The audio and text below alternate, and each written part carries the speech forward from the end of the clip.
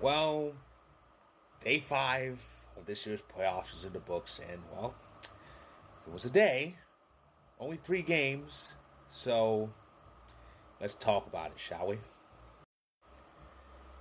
Yeah, this series looks like it's over. I want to say Montreal has a shot, but I don't know.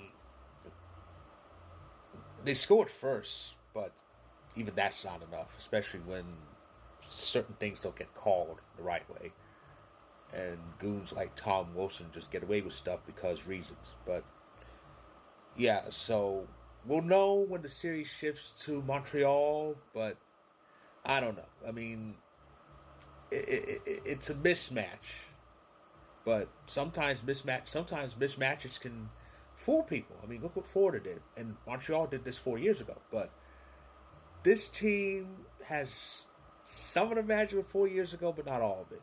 I don't know if they can overcome Washington, but it'll be interesting to see them try to do it. I mean, they have two games in Montreal coming up. We'll see how those two end up. Well, this series is over. This series is over too.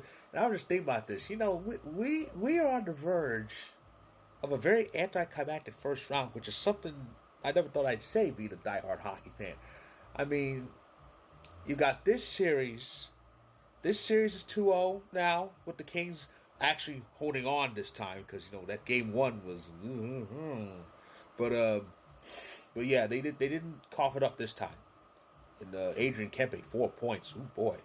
So so this series is 2-0. Washington's 2-0. Toronto's 2-0. Uh, um, Winnipeg's 2-0. And Carolina's 2-0. 5 of the 8 series are 2-0. I wonder how many of them end in sweeps.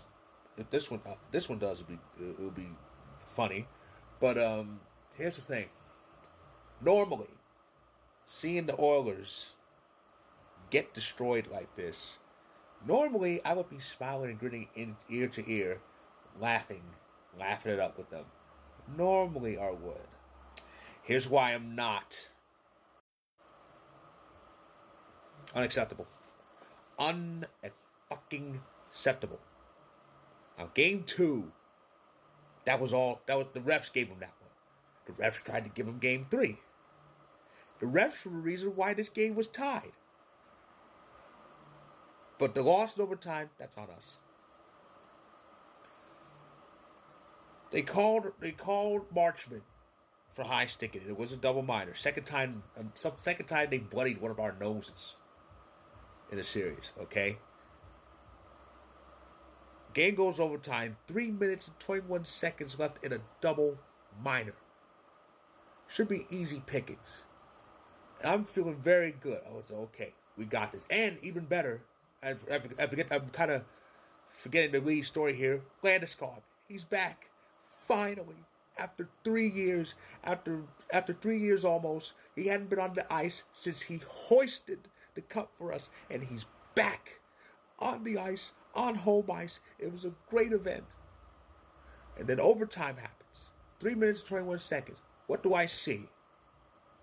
Everything but a competent power play.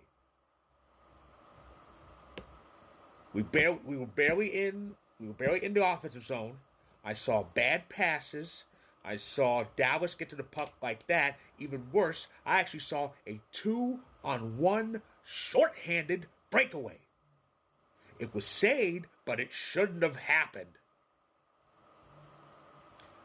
We didn't even get close to getting set until there was about like 30, 40 seconds of even then nothing was happening.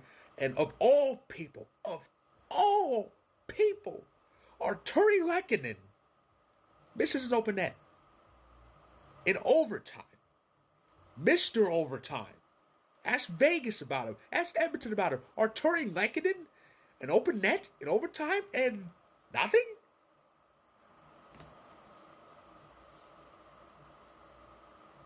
Dallas gets the puck on the end, gets to Sagan. Just like that, we're down 2-1. In a series, where Dallas still has had barely over a minute of an in-game lead.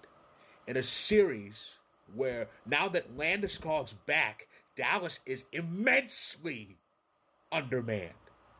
Immensely undermanned. They've got their best players out and their best defensemen out. Dallas Stars fans had their fingers crossed, hoping that Jason Robinson will be back. And they keep lying to themselves that Heiskanen will make it to this series. He's not. But that doesn't, at the moment, seem to matter.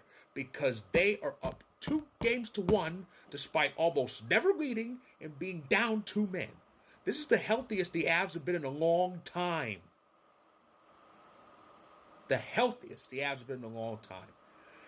And what I saw was a repeat of last year in the home games of that series.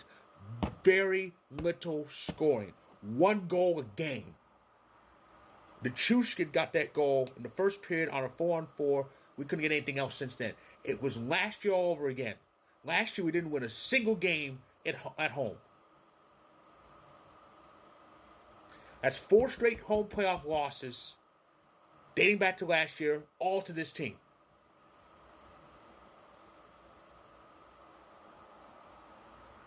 And I'll be honest, when it was 1-0 all that time, I got nervous because it brought me back to last year where we couldn't buy a goal for some reason at home. On the road, we were scoring like gangbusters. At home, no.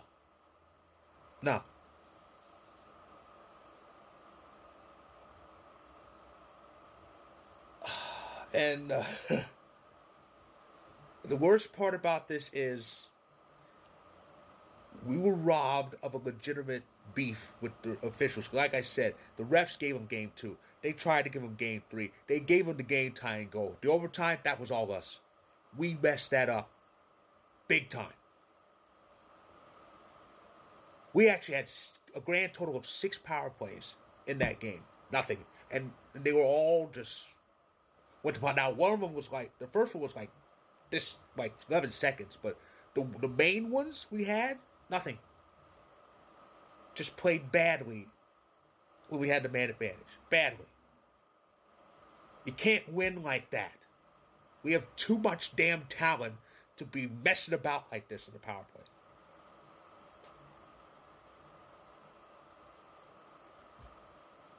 We have 2 days off until game 4. Still at home.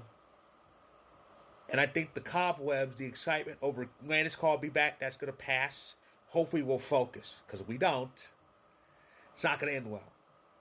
And we'll have to blame ourselves this time because we can't say Nichushkin because he's been there. We better fix this fast. Otherwise, it could be a short run for us. So, that's my rant and that's my recap of day. Here's what's in store for us in day 6. Tomorrow's action on Thursday, we got 4 games. First off, at 6:30 p.m. Eastern, 3:30 Pacific, on TBS. First game of the TBS doubleheader. It's game 2 of the Battle of Florida, and of course the Panthers, the defending champs, are 1 up. And then a half hour later, at 7 p.m. Eastern, 4 p.m. Pacific, the Battle of Ontario switches to the Canadian capital for game 3, and the Leafs are 2 up in that. And that's going to kick off ESPN 2's doubleheader.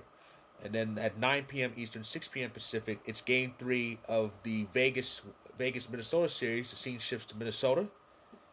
And that series is even. It's 1-1. And then at 9:30 p.m. Eastern, 6:30 p.m. Pacific, the second half of the ESPN 2 doubleheader. Of course, the other game, the Vegas game's on TBS. The second half of the ESPN 2 doubleheader, Jets and Blues. Jets up 2-0, but the series shifts to St. Louis. So that is my recap. If you like this video, click the like button. If you're on YouTube, click subscribe if you want more. If you're on TikTok, feel free to hit that follow button. I'll be back this time tomorrow night with a recap of tomorrow night's action. So stay tuned.